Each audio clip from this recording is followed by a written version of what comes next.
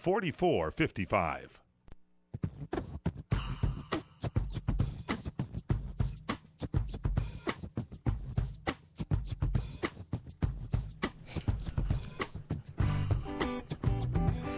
Welcome back to La La Land on CRN Digital Talk. That's Nettie Liddell. And that's Brett Chapin.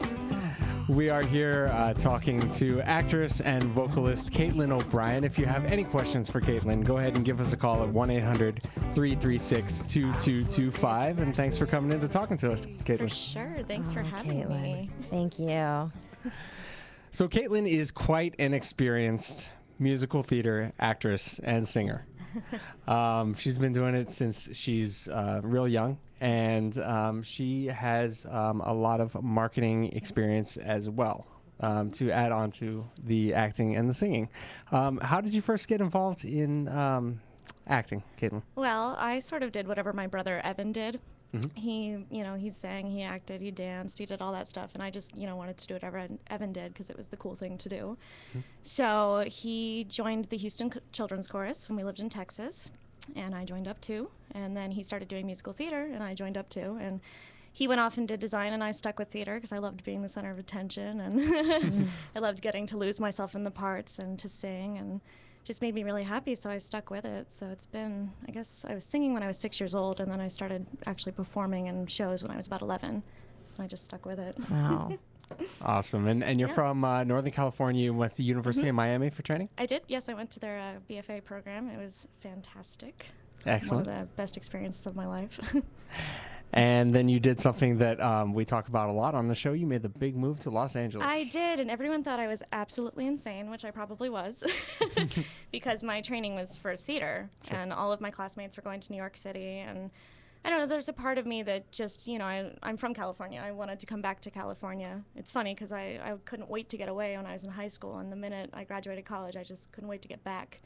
So my now fiance and I actually decided to move here together. It was sort of our compromise city, New York, San Francisco, LA, and I said I could have a career in any of them, but I wanted to be, in LA. Cool. A little closer to the mic. A little closer to the mic? Yeah. Perfect. Sorry. Well, congratulations on your fiance, your wedding. Thank you. I'm very excited. Getting married. Yeah, it's kind of crazy. Well, 3 months away, I hear. Yes, 3 months from yesterday. It's all starting to sink in. Wow. People are saying they got the invitations and all that jazz, so it's really real. Oh, man. Not much time to go to auditions during wedding planning, I would imagine. It's been tough. I've been around to do auditions, but, I swear, every time I leave to go take care of something for the wedding up north, I get a call from my agent saying, hey, I have this thing tomorrow, and I'm going, oh, I just booked out. Oh. So it's tough, but, I make it work. I was very fortunate. I just got to go to Connecticut to do Guys and Dolls, which was fantastic. I stepped back into my favorite role, Miss Adelaide. Oh. So that was a lot of fun. Sassy. Yes, very sassy. Excellent. Yeah, it was great. So. And you've done straight theater as well. I have. I've done, it's funny. I had never actually done a play, true story, until last summer when I did some Shakespeare. I went out and did Winter's Tale out in Ojai at this little theater called Theater 150. Wow. Yeah, it was so much fun. It was an amazing cast and experience, and so that was nice to finally get to do an actual play instead of just musicals. Not that I don't love musicals. Was it obviously. in a theater or was it outdoors? It was really neat, actually. They built this amphitheater for us out in the middle of this high school, so the hills were behind it, and I mean, it was stunningly beautiful. Oh, it was like a theater in the round type thing with the acoustics. We didn't do it in the round, but funny story, actually, in school, everything we did was in the round. It's on my resume in big letters. I'm like, definitely know how to work in the round.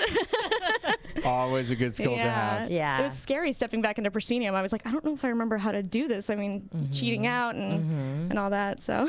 And explain the difference between round and proscenium for those that don't know. Oh gosh, in the round, so it's a Coliseum type seating, I guess you could say. You have the 4 different sections, and it's weird because you need to make sure that the audience sees you at all times. So for us, we were moving a lot. We were having scenes where we had to keep connecting to the actor, but we'd be walking around the stage and then stopping in the little voms, which are the little sections in between the seats. Vom for vomitorium, for those who don't know that little theater history tidbit. But yeah, it's definitely a different experience. In proscenium is just what you're used to seeing, just the straight picture. So with theater in the round, you constantly have your back to someone. Exactly. Yeah, so it's weird. I feel like you have to work a little bit harder almost. But the nice thing about being in the round, though, is you can actually directly face your scene partner, which is really nice in terms of getting to connect with them. True. Instead of having to do that whole put on where your body is angled out while you're having a conversation with something that's a little bit awkward, but the norm of theater. Sure. So, Sure.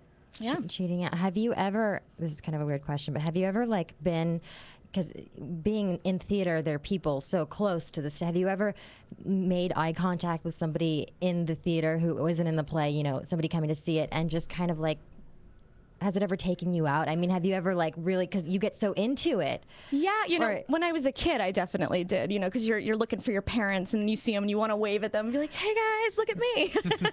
But as an adult, I've gotten better about it, unless something really weird is going on in the audience. You just feed off of it. Yeah, yeah. Wow. But fortunately, the roles that I tend to play are these character roles. So, for instance, with Miss Adelaide, it's always the song. A lot of my songs are performances. These are with an audience, so I can point to people, I can mess with people in the audience. Oh my I get to gosh. talk to them. It kind of breaks that fourth wall a little bit with a lot of the characters I play, which is what I love, and that's why I love doing cabaret as well, because you actually get to connect with the audience and speak with them and do all that kind of stuff. So, and they so want to connect with you. I remember Exactly. being in the audience and thinking, he's so cute. Oh my gosh, he's looking at me, he's looking at me, he's looking at me. You know what I mean? Yeah. I always wonder if they really are, but they probably can't because it's so light, Yeah. the bright lights, right? Yeah, a lot of the time it's hard to see. It depends on the space that you're in. When we were in the round, it was such an intimate space that you could see everybody. And I remember one of the nights that we were doing Take Back Your Mink, which is the strip number in Guys and Dolls, one of my professors was sitting dead center in that section, and I locked eyes with him while I was taking off my stuff and going, wow. Oh, it's a good thing that we're not taking off our dresses in this production.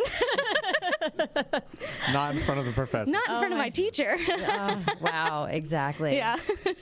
Oh. And you do It's a classic show. It's a classic It is. show. It's the perfect musical theater piece. It really is. Yeah. So. Such great music in that one. Oh my gosh, there's nothing wrong with that show. I feel like everything is, it's there for a purpose. A lot of energy. Oh yeah. Yeah. Yeah, very funny, very touching. So Cool. yeah, it's a great story. Well, for information on Caitlin, you can go to CaitlinO'Brien.com. And we want to take a minute to say hi to our friend Peter in Henderson, Nevada. Hi, Peter.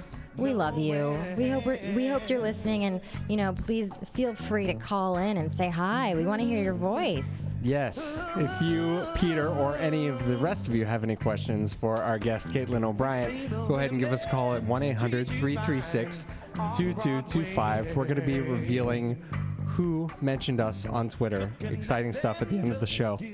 We'll be back on La La Land with Brett and Nett on CRN Digital Talk.